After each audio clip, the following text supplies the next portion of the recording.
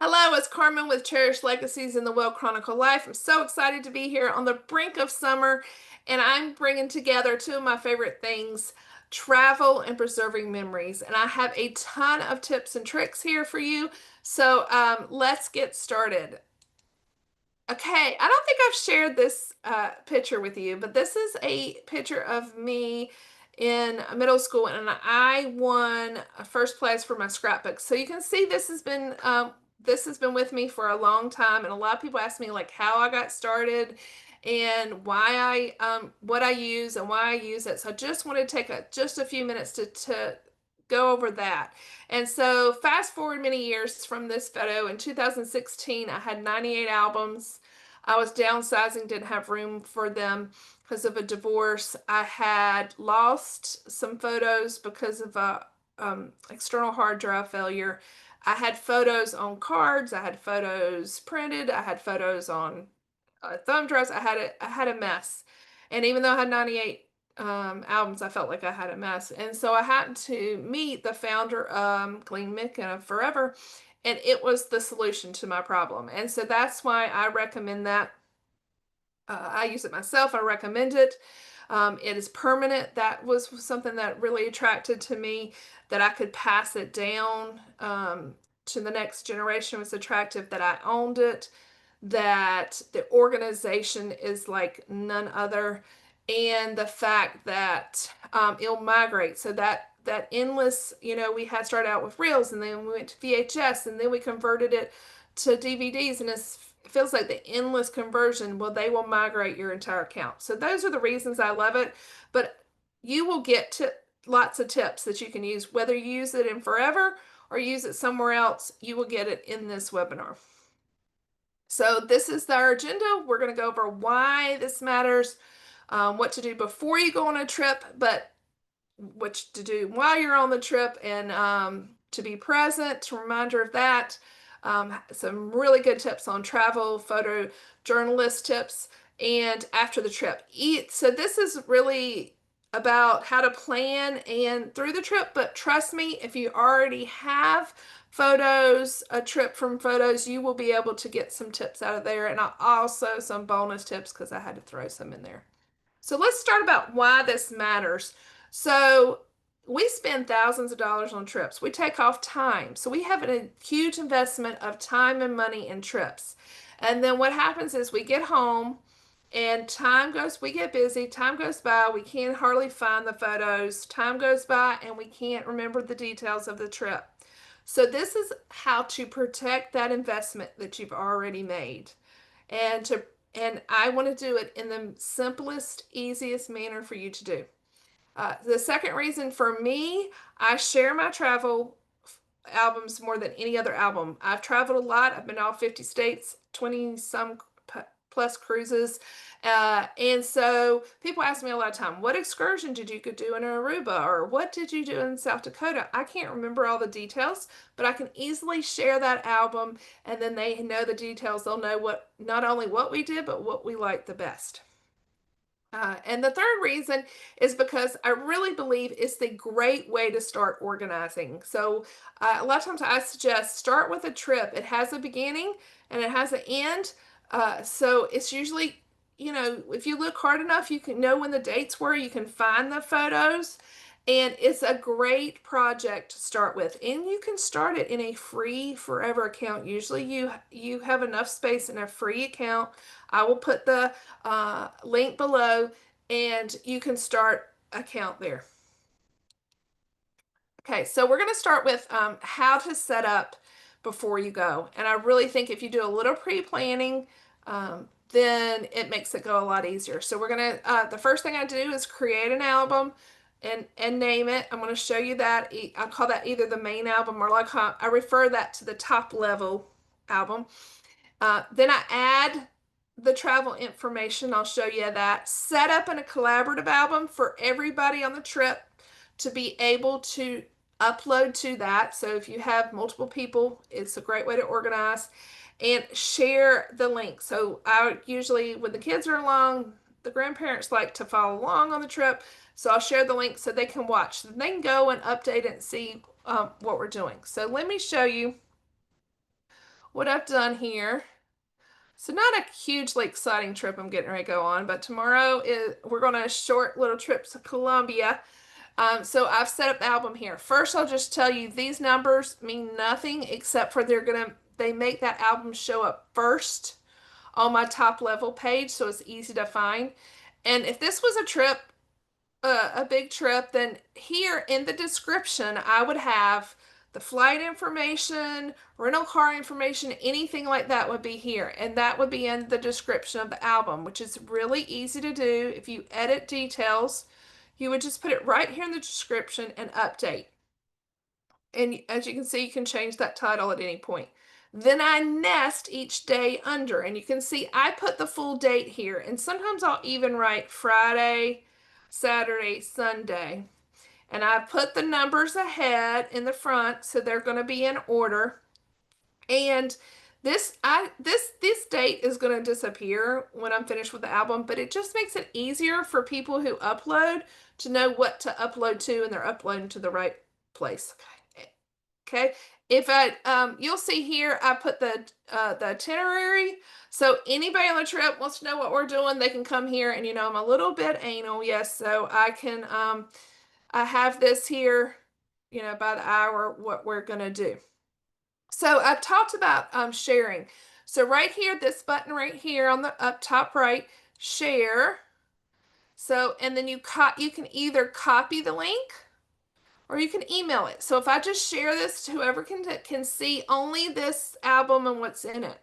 If I want them to be able to upload, so I want the people on my trip to be able to upload to this album, I just check this and then share, and this will make it easy for everyone to upload to. So that is all what I do before. So you can see I'm ready for tomorrow.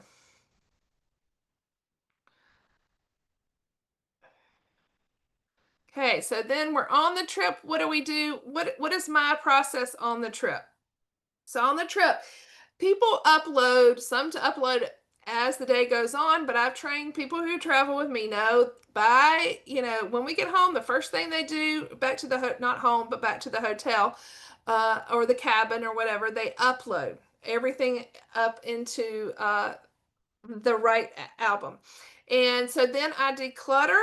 And first, I go through really quick anything blurry, anything that's a duplicate, or anything accidental photos get deleted.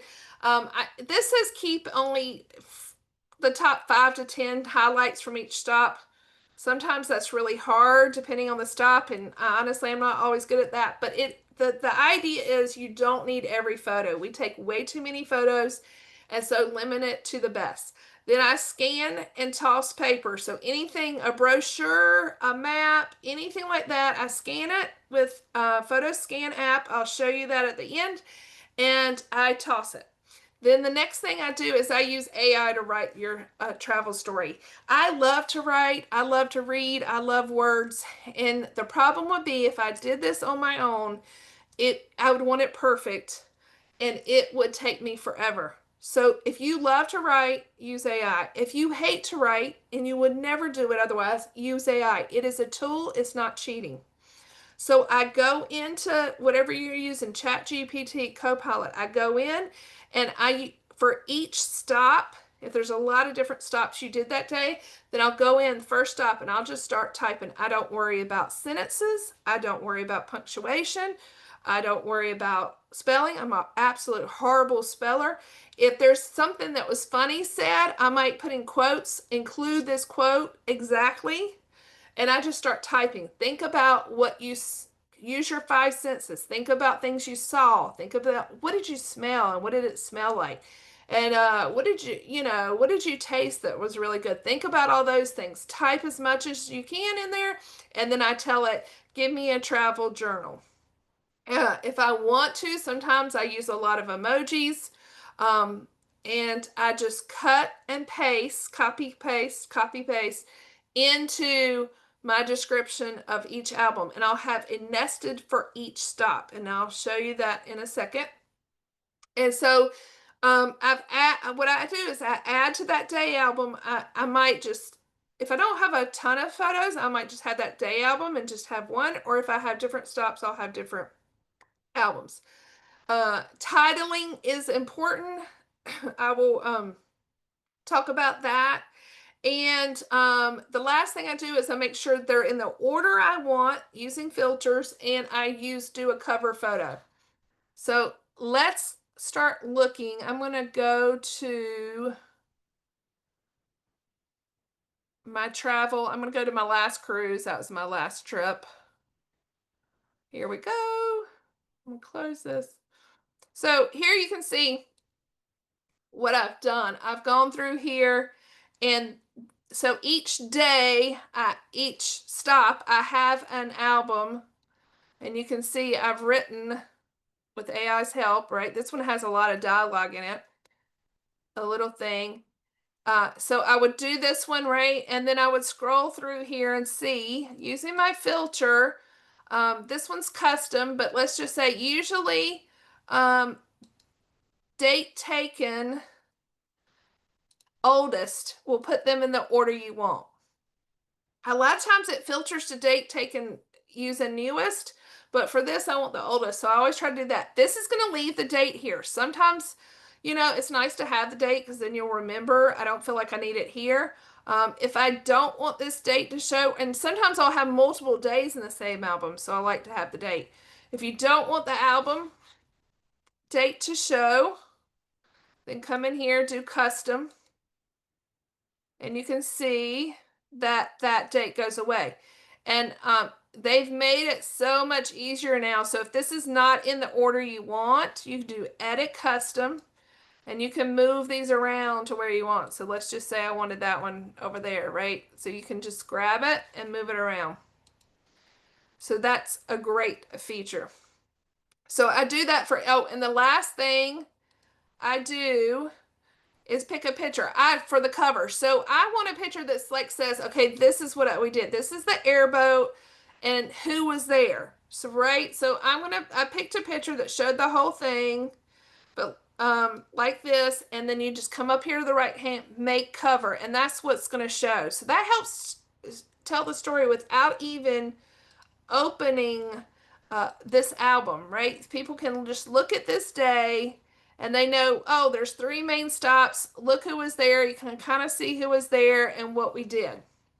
After I've done each stop, then I tell ChatGPT to summarize my day. And a lot of times this summary, and you can see this summary has a ton of icons and things in it. A lot of times I'll take that, and that's my Facebook post. So if you do social media, if you're taking the time to do it, you're already picking out the best photos, you're already telling the story. So put it somewhere where you actually will be able to find it and you'll be able to share it, and there's not a danger of losing it. So that's kind of what I do every day. So then the other thing I was going to say, naming. I'm very purposeful on how I name things. So because this is under cruises, right? I want them in order. So I always put the date first, the year, not the entire date, the year. And then so that will order it. So my first main album, top level album, will have the date first. Okay. The next one, you can see I usually do day 1, day 2, day all aboard.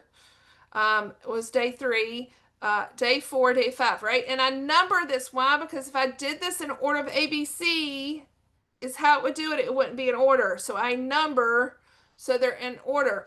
And so that's kind of the next level. And then I write a lot in the title.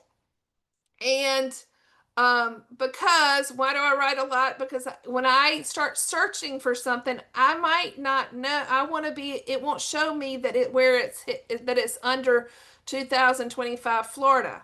So I want to know that. So I'm putting a lot of information in the title, even if it's nested. Okay. I didn't mean to go back there. So let's go. Nope, it wasn't there. Let's go back to cruises.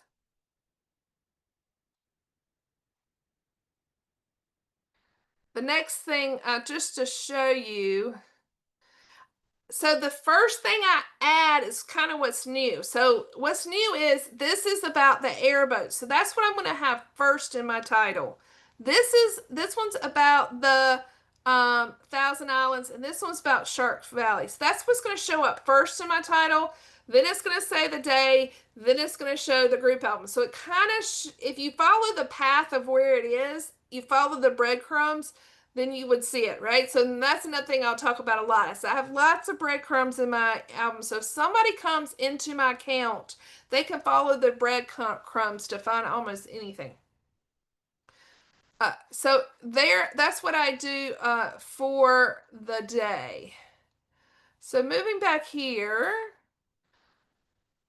and it may sound like a lot, but trust me, pretty much I can do that pretty quickly when you get into the habit of doing that. Okay. Okay. Next, this is a hard lesson for me, and because to be present, I'm so worried about taking the photos and getting the shot. And I've learned over time, one, if I don't get the shot, then I can tell the story. And I think sometimes we're too busy that we miss the whole experience because we are too busy trying to take every shot and we don't need it. I'm doing better and better about being more intentional. So I take a lot fewer photos, so I don't have to curate as much because I take fewer. And I try to focus on the experience, not documenting everything with a photo. So some tips on how to do that and just to make it easier is in your group, you know who takes the best photos, and you know who's going to give them to you quickly, who's going to upload them every night. So that's, you say, hey, can you make sure, you're the person that's going to take all the group photos, and it's going to be on your camera, it's going to be on your phone, and everybody else can be in the moment, right? Um, and so when you hand it to a waiter, you're not, everybody at the table does not need to hand the phone to the waiter, right? You know that that person's going to hand their phone, right? And just get over the fact that it has to be perfect. Let go of it. Some of the best photos are the ones that are unplanned. So don't ruin it by sitting there, you know, stressing over it being the best one. So become a travel photojournalist. And I love this. This is the biggest tip. I'm going to tell you right now. Everybody, I want you to do this right now. I can almost guarantee all of you have a dirty lens. And so my glass, I wear readers and they're always dirty. And people are like, I don't even know how you see through them. Well, your photo lens gets dirty all the time. So take the time, stop right now. Everybody, when I'm sitting here talking, clean off your lens, get get one of these little rags, get a Q-tip, get something and clean your lens. So before your trip, um, clean your lens. That should be the number one thing you do off your photo. So another thing is start to think in stories, not just snapshots. And Nick Kelch, one of the favorite things he said, I think he got it from somewhere else, but it's basically you can tell us any story in 8 to 10 photos. And so I think about that all the time now. I'm like, I don't need 100 photos. So if I'm going to stop, I don't need to take hundreds of photos. What are the ones I need? And so I always take a wide shot to get the whole scene. I get a couple of really close-up details of things. What are the important details or interesting details? And get that. A few candids. Be sure to take a picture of the people who's there with you. Food, you do not need a picture of every meal you've ever taken, but if you're in Maine, take a picture of lobster. Behind the scenes. So just start thinking about being more intentional and really capturing it. Be sure to capture the unexpected. The rainstorm, the detours, the mess ups, the lost bag, all those things. Those are the things that to really tell your travel stories, and sometimes we're in the middle of it, we forget. Another idea is reoccurring things. I love doors and knobs in Charleston. Your thing might be lighthouses, funny signs, whatever it is that it's meaningful to you. You could have a special album just of those. Not everything has to be Instagram worthy. We've all seen the person, or we're stuck behind the person trying to get the best shot and they take 50 shots of the same thing. It doesn't have to be Instagram worthy. Just take the shot. It's for memories, not metrics and take fewer shots but better shots. So I'm going to have a few tips here.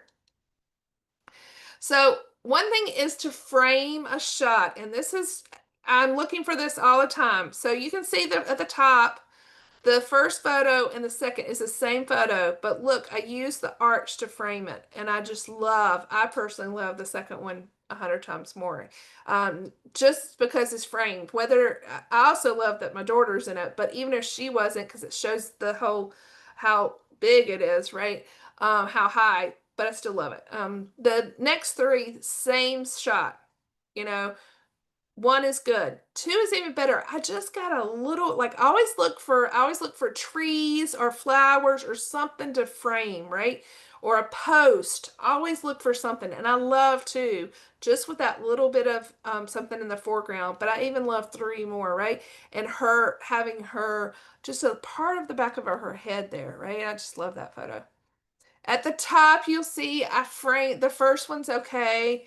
The second one, sometimes you just gotta move around and um, instead of taking the same photo from the same advantage, move a little bit. So we just moved a little bit out, and the second one to me is so much better. The third is a different, that's in, I think, the Bahamas. And just look how low it is. Sometimes just get really low or take it from really high up. So just a different point of vantage. Um, this bottom one down here with the people is just a reminder. It's not a great photo, but it's a reminder. The line, this wasn't even during a mealtime, and how long the line is out of that restaurant, right? Uh, I look for lines of photo in pictures, so anything that has a long where your eye will go is a great photo. So look for that. So this one, this bottom one is actually the shot I took. Resist putting people in the center. We want to do that. It's more interesting to have them off the side. So actually this first one at the bottom and the second was the same shot. I just cropped it differently. And look how much I love the top one a lot more. But even better to me is this one where she's trying to catch ladybugs from the flowers. And I love the little nested guide under her arm. I love this photo, and she's not even looking. So sometimes it's just better to just catch the moment.